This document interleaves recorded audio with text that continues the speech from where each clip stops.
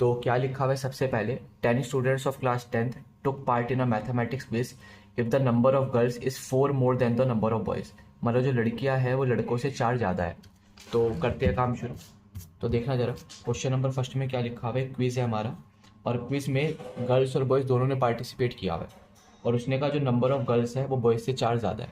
तो मैंने सबसे पहले लेट कर लिया कि जो भी हमारे नंबर ऑफ बॉयज़ रहे होंगे वो मैंने कितने मान लिए यहाँ पर, एक्स रहे होंगे। अब साफ सी बात है कि अगर नंबर ऑफ बॉयज़ हमारे एक्स है तो उसने कहा था गर्ल्स हमारी 4 ज़्यादा है। 4 ज़्यादा होने का मतलब है x+4 लिख लूँ तो भी कोई दिक्कत नहीं है। पहली बात, आगे हो। आगे क्या लिखा हुआ है यहाँ पर, टोटल स्टूडेंट्स कितने थे, 10 थे। टोटल स्टूडेंट्स कितने थे हमारे यहाँ पर, 10।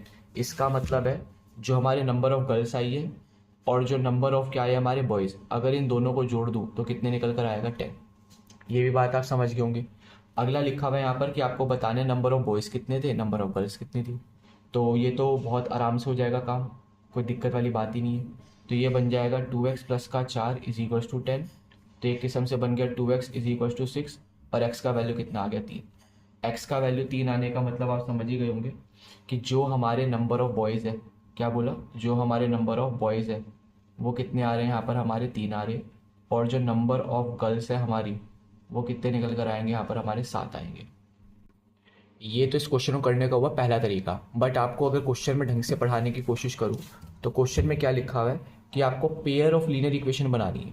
मतलब हमने जो तरीका अपनाया वो ठीक है, कोई दिक्कत नहीं है, पर उसने कहा कि हमारे को पेयर ऑफ लीनियर इक्वेशन का चैप्टर है तो वो पहले दोनों इक्वेशन बनानी है और उसके बाद उसके जो सॉल्यूशन है वो ग्राफ पर आपको निकाल कर लानी है।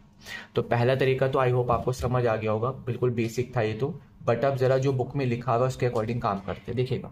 तो क्या लिखा हुआ है, उसने कहा कि आपको क्या करना है, सबसे पहले दो इक्वेशन बनानी है, वो भी दो वेरिएबल में। तो करते हैं।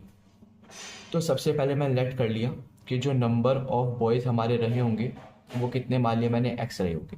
साथ साथ जो नंबर ऑफ गर्ल्स मैंने मानी यहाँ पर वो कितनी मान ली यहाँ पर, वाई मान ली। अब उसने कहा था टोटल नंबर ऑफ जो स्टूडेंट्स है वो 10 है। मतलब जितने भी बॉयज़ है और जितने भी गर्ल्स है दोनों को मिला दूँ तो कितने आ रहे, 10 आ रहे, पहली बात। और साथ साथ ये भी बोला था कि जो गर्ल्स है वो बॉयज़ से 4 ज़्यादा है। मतलब जो नंबर ऑफ गर्ल्स है हमारी वो बॉयज़ से कितनी ज़्यादा है, 4 ज़्यादा है। अगर ये दो इक्वेशन आपको बनानी आ गई, अब तो क्वेश्चन में कुछ खासा बचा नहीं है। क्वेश्चन में वैसे हम ये भी काम कर सकते हैं, कोई दिक्कत नहीं है अगर क्वेश्चन में कुछ ना बोला हो, पर उसने बोला हुआ है कि pair of linear equation in 2 variable बनानी है, उसके बाद ग्राफिकली उसको आपको क्या करना है, सॉल्व करना है। तो जो उसने बोला हो तो उसके अकॉर्डिंग दो इक्वेशन बना दी। पहली बात उसने बोली हुई थी कि दोनों नंबर ऑफ गर्ल्स और बॉयज़ को मिलाकर 10 है टोटल, तो हमने 10 बना दिया दोनों को मिलाकर। अगला लिखा हुआ है कि जो भी नंबर ऑफ गर्ल्स है वो बॉयज़ से 4 ज़्यादा है, तो अगला ये बना दिया। तो मेरा मानने बाद में आपको समझ आई होगी। तो अब ज़रा इसको ग्राफिकली सॉल्व करने की क्या करेंगे, कोशिश करेंगे, आप मेरा साथ दीजिएगा। देखिए, तो सबसे पहले इसको ज़रा ले लेता हूँ, और इसका ग्राफ बनाने के लिए मैंने एक बॉक्स बनाया, और बॉक्स में आप जानते हो क्या करेंगे, एक जगह x और एक जगह y रखेंगे और अपना ग्राफ बना लेंगे। ऐसी इस वाली इक्वेशन के लिए भी सेम काम, एक बॉक्स बनाएंगे और यहाँ पर भी एक x डालते रहेंगे, y निकलता रहेगा, इसको ग्राफ पर क्या कर लेंगे, प्लॉट। ये काम आपने शायद 9th में भी किया होगा, मेरा मानना है। तो पहले मैंने इस इक्वेशन में x को 0 डाला, जैसे x को 0 डाला y आप चेक कर लो 10 आ रहा है। फिर मैंने y को 0 डाला, जैसे y को 0 डाला x कितना आ रहा है, 10 आ रहा है। तो आप चाहो तो एक दो पॉइंट और निकाल सकते हो, बट कोई नहीं, मैंने तो दो ही निकाले हैं। आप चाहो तो एक आधा और निकाल के भी काम बना सकते हो। इस इक्वेशन में भी सेम है, मैंने x को 0 डाल दिया तो y कितना आ गया, 4 आ गया। अब मैंने y को 0 डाल दिया तो x कितना आ जाएगा यहाँ पर, -4, क्योंकि y अगर 0 हो जाएगा +4 उधर जाएगा तो -4। अब क्या करना है, इसी का ग्राफ बनाना है और सॉल्यूशन निकालने की कोशिश करनी है, करते हैं। तो लो भाई, सबसे पहले अपन लोगों ने ग्राफ बनाया।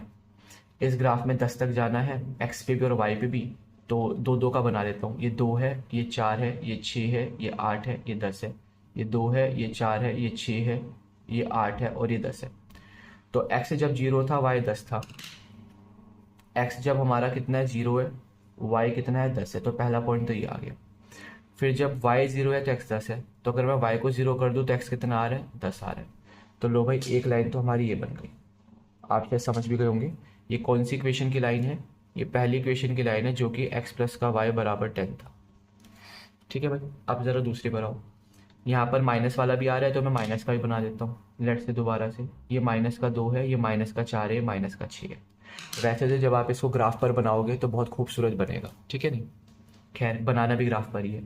तो अगर x 0 है तो y 4 है, x 0 है तो y 4 है, पहला पॉइंट हो गया। y 0 है तो x -4 है, y को मैंने 0 कर दिया तो x हमारा -4 ही आ गया। तो इसको हमने क्या करा, यहाँ पर ज्वाइन कर दिया। समझ आ रही बात नहीं? अब जो भी इन दोनों का कॉमन पॉइंट आ रहा है, इंटरसेक्टिंग पॉइंट, जो भी इनका इंटरसेक्टिंग पॉइंट आ रहा है, इसको ज़रा आप यहाँ पर, कहाँ पर, यहाँ पर ज़रा मिलाने की कोशिश करो। एक बार x एक्सिस पर मिलाओ इसको, ठीक है भाई। एक बार ज़रा इसको आप y एक्सिस पर मिलाओ। जहाँ भी x एक्सिस और y एक्सिस पर मिलाओगे वही हमारा x और y का वैल्यू आएगा। मतलब x एक्सिस पे जब मिलाओगे तो x का वैल्यू आएगा, y एक्सिस पर जब मिलाओगे तो y का वैल्यू आएगा। अब आप खुद देखो x पर कितना वैल्यू आ रहा है, ये तो 2 था, ये 4 था, तो बीच में कितना आया होगा, 3। ये पहली बात है। ऐसे ये 2 था, ये 4 था, और ये 6 था, और ये 8 था। 8 और 6 के बीच में क्या होगा, 7। तो ये 7 है। तो लो भाई, x और y का वैल्यू आप ऐसे भी निकाल सकते हो ग्राफिकली।